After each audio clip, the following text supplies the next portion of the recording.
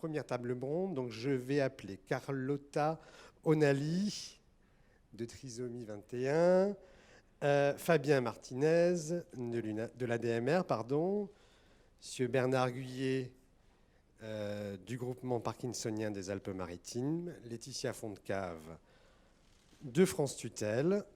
Et je vais également appeler, alors pardonnez-moi, je viens de perdre mon papier qui était juste sur la table, mais qui représente l'association France Alzheimer, Maëva.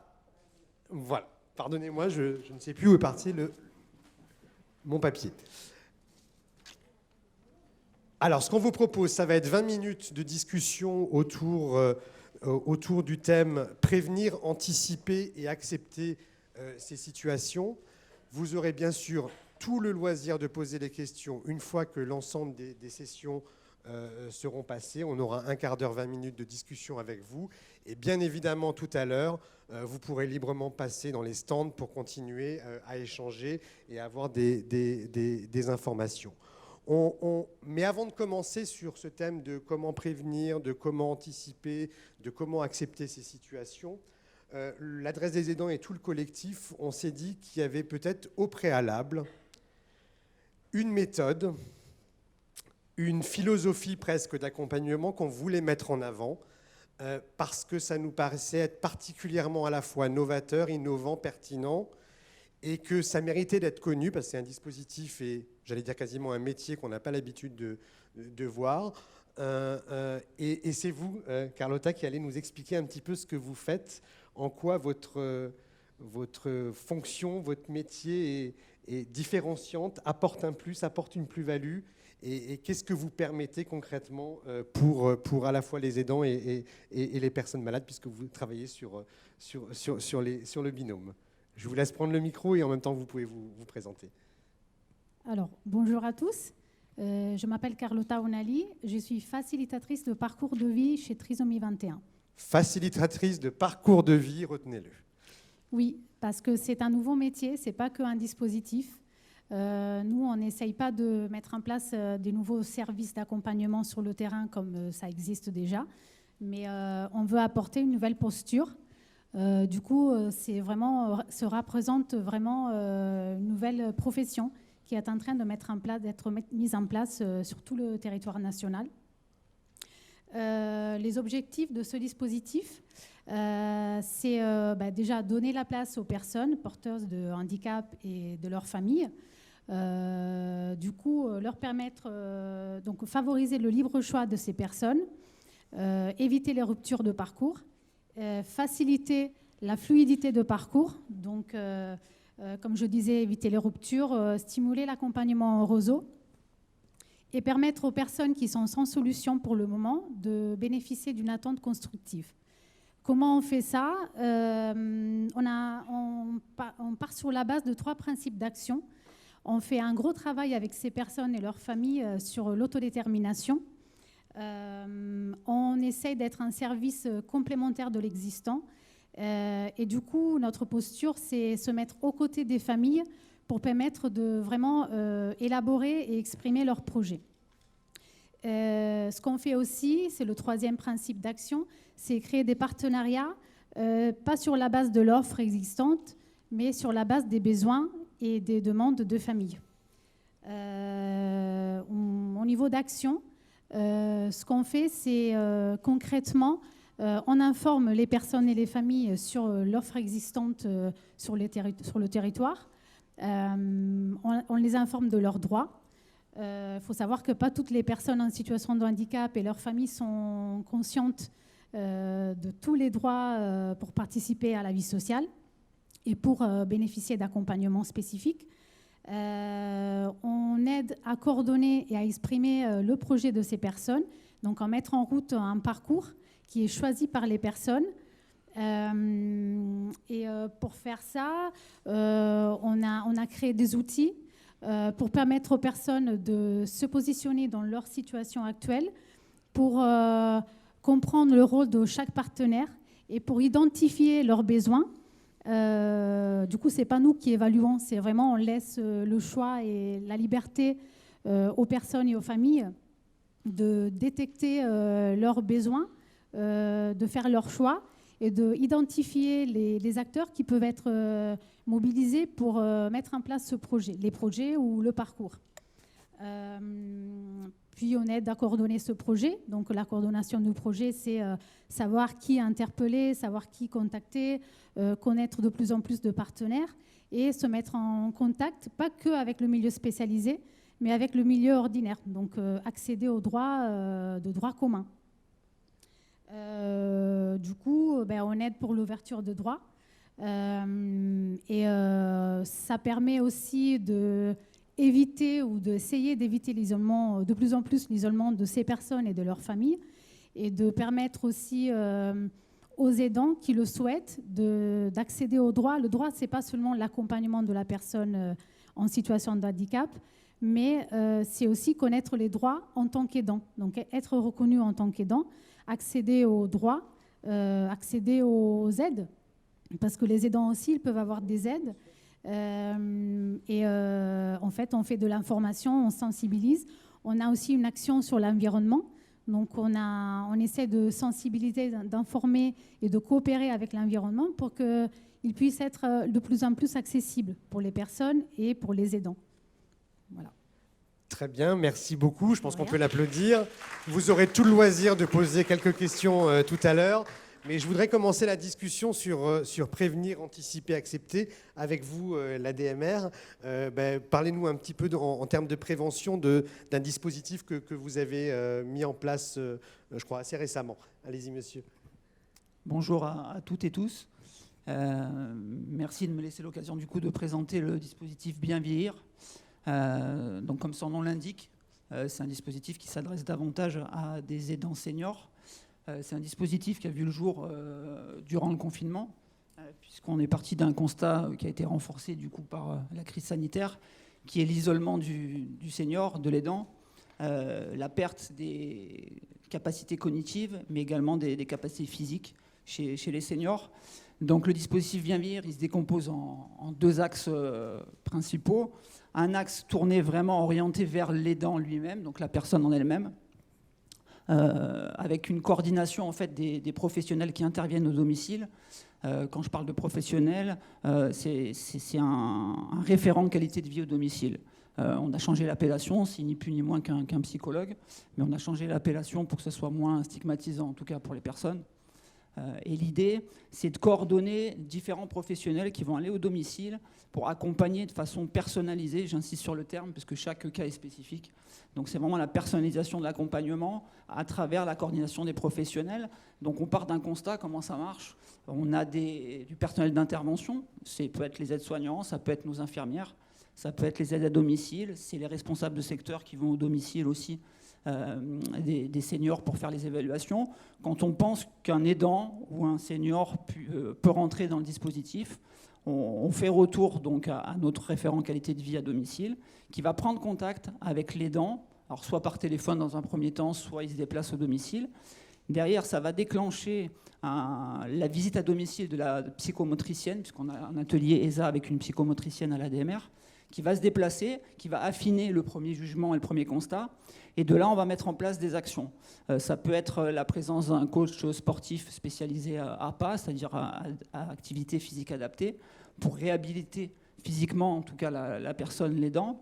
Ça peut être des ateliers de musicothérapie, puisque à travers la musique, la chanson, on arrive à retravailler les souvenirs, l'émotion, et donc à essayer de faire sortir des choses un peu enfouies chez les aidants. Ça peut être la psychomotricienne qui vient faire des ateliers mémoire pour les troubles cognitifs ou des ateliers d'équilibre.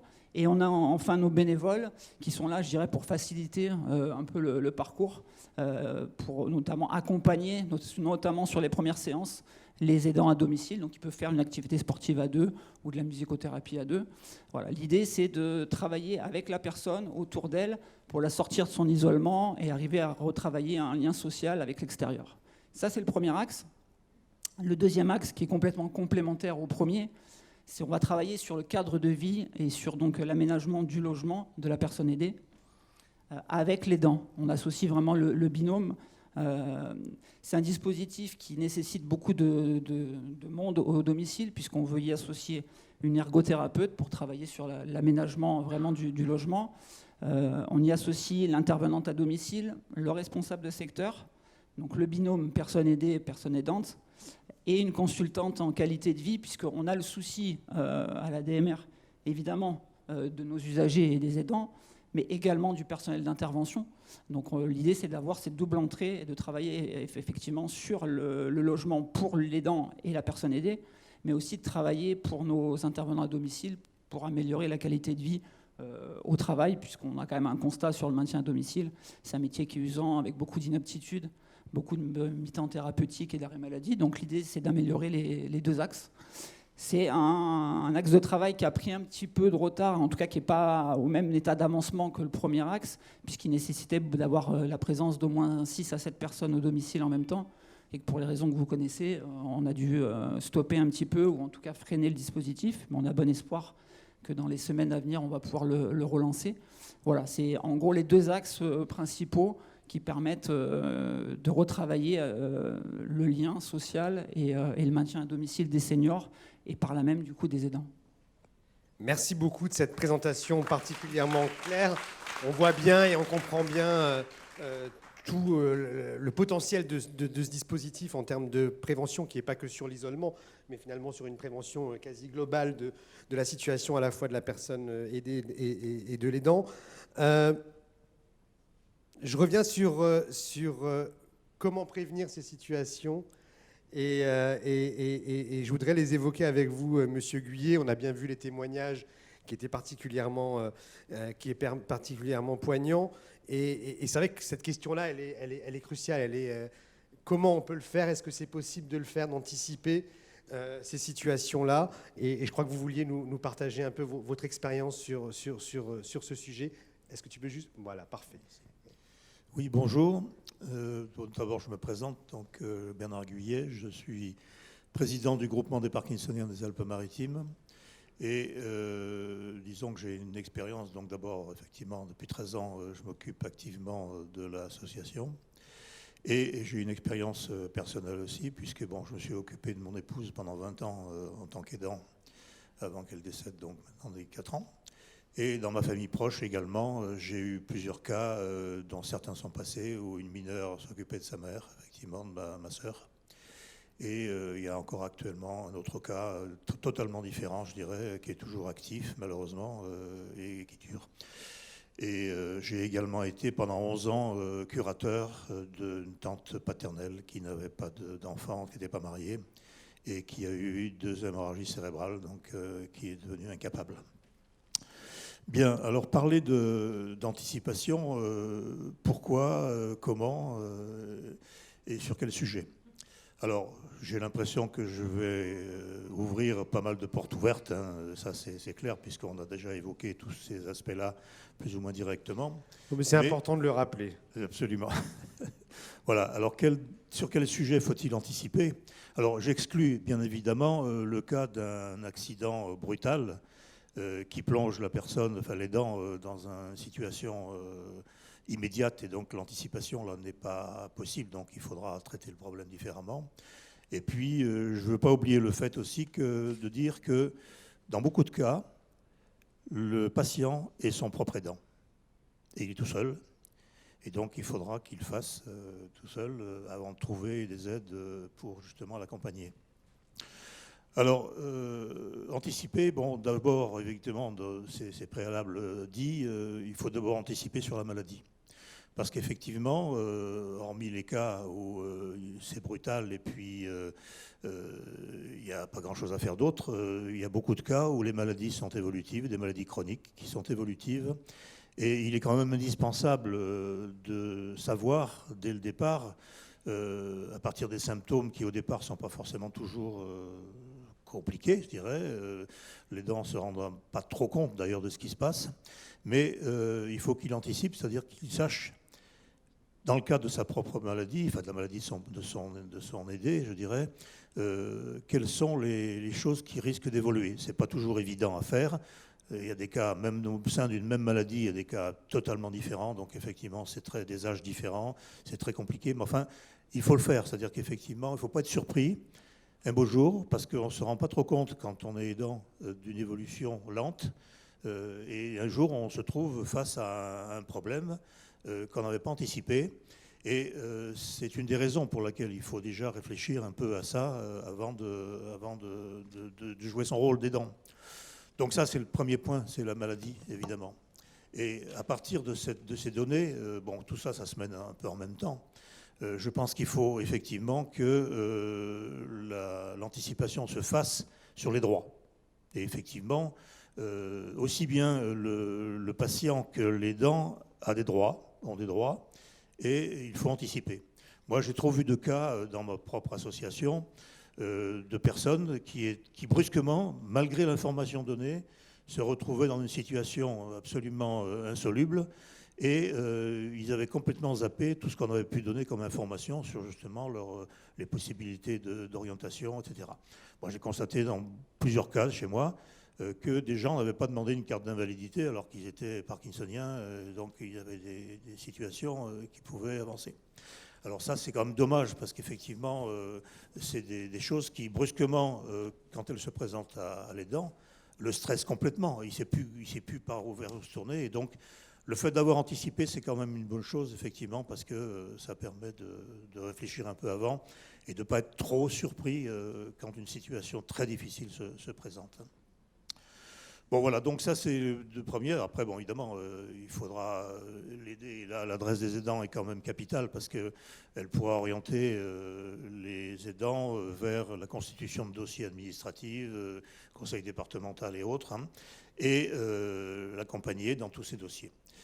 Autre point sur lequel, effectivement, il faut anticiper, c'est l'aspect juridique. C'est-à-dire qu'effectivement, il y a des cas où la situation de la personne handicapée nécessite des prises de position juridiques qui peuvent aller jusqu'à la mise en tutelle ou la curatelle.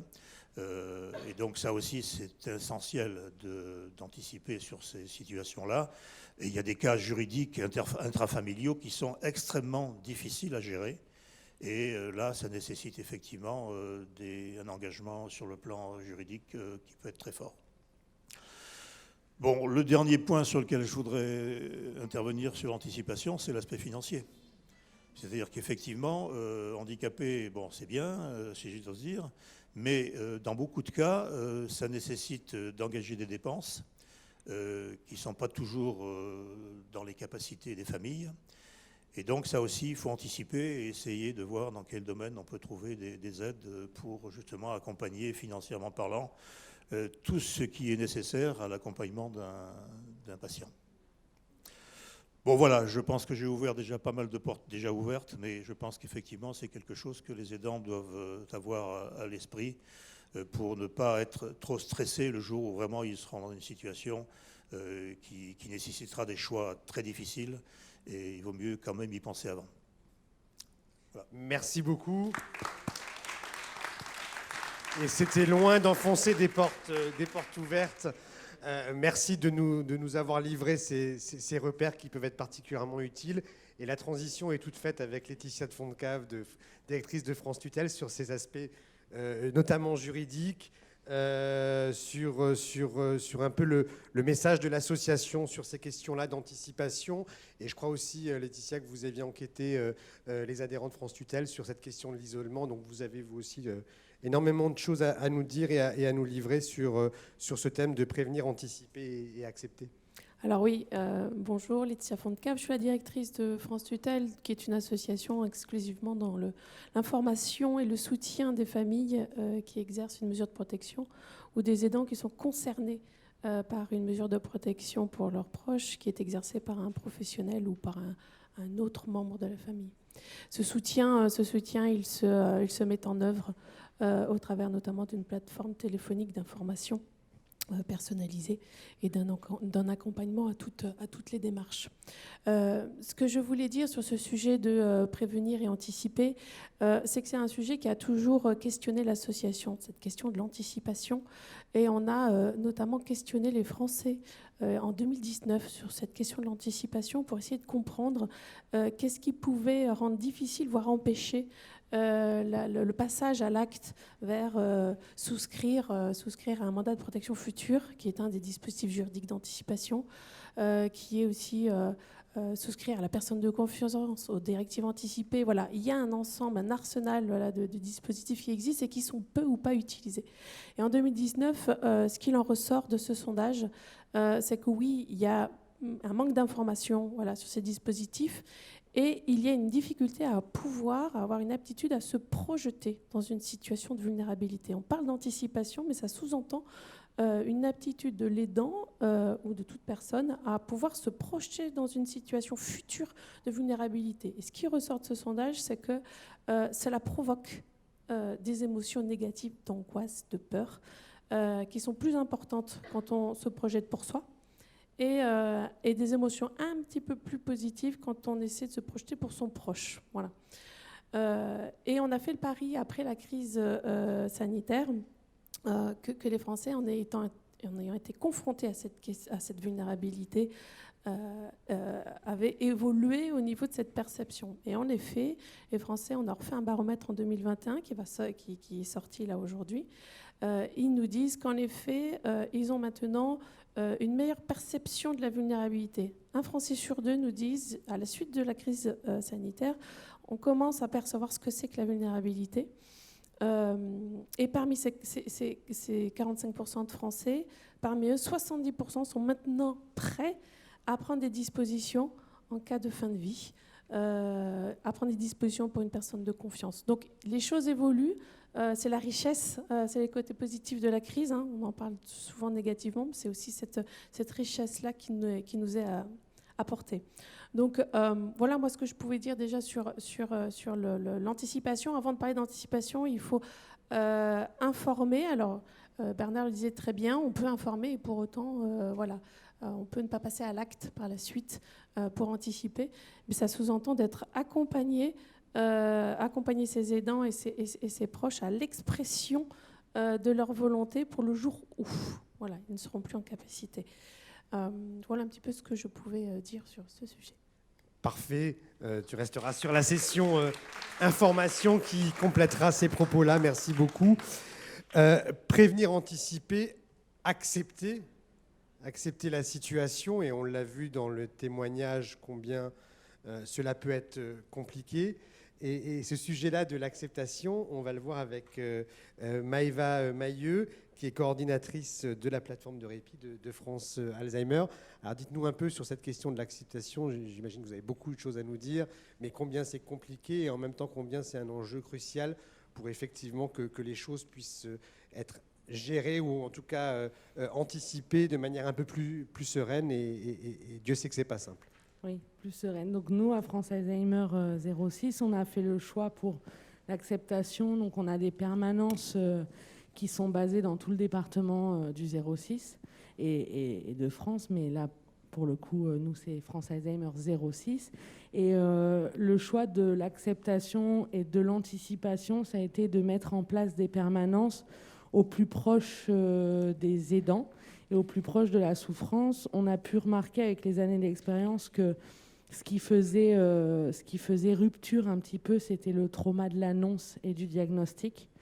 Et qu'il y avait un moment de latence et un moment de flou qui pouvait durer 1, 2 ans, 3 ans avant la mise en place de quoi que ce soit comme dispositif d'aide. On l'a bien vu. Voilà, on l'a vu. Et donc, la directrice de France Alzheimer et la présidente de France Alzheimer ont fait le choix dernièrement d'axer aussi sur l'aspect psychologique. Et on a bien vu qu'on ne pouvait pas mettre en place des choses tant que le trauma n'était pas dépassé. Donc, on a des permanences d'assistantes sociales, mais aussi des permanences de psychologues, moi-même pour le coup. Et que, après, ce qui est important de travailler dans un premier temps, c'est le trauma. Une fois que le trauma est dépassé, on peut mettre en place, on peut faire des ouvertures de droit, on peut diriger vers les partenaires locaux. Et c'est pour ça qu'on essaye et on y arrive dans certaines villes, à mettre la permanence au sein même de la consultation mémoire, pour le coup, et donc et à travailler en direct avec les neurologues et les neuropsychologues et les gériatres, et que c'est quasi devenu institutionnel, ou dans certains hôpitaux, comme le CHU de Nice ou comme l'hôpital de la Fontaine aussi à Antibes, et bientôt, j'espère, à la Palmosa à Menton, mais le neurologue ou le gériatre fait directement passer France Alzheimer dans sa fiche d'interrogation, nous donne les coordonnées, c'est nous qui appelons.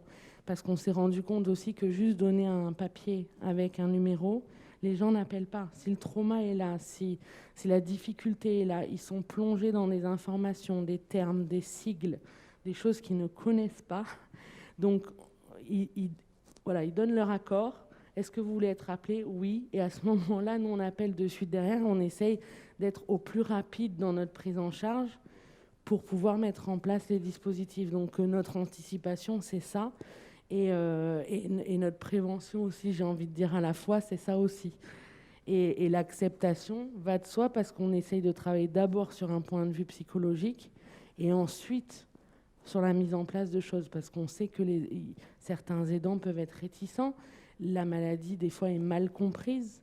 Et ce qui joue aussi dans notre association, et ça, c'est la dernière partie aussi intéressante, c'est la formation. C'est que de suite après que le trauma soit dépassé, qu'on ait pu travailler le début, on les inscrit à la formation des aidants qui se passe sur 6 modules où il y a vraiment toutes les étapes. Et effectivement, comme disait monsieur tout à l'heure, on essaye d'expliquer l'évolution, même si ça peut faire mal, mais de prévenir dans ce sens-là de l'apparition des troubles, de la temporalité des troubles. Voilà. Très bien. Je pense qu'on peut vous applaudir également.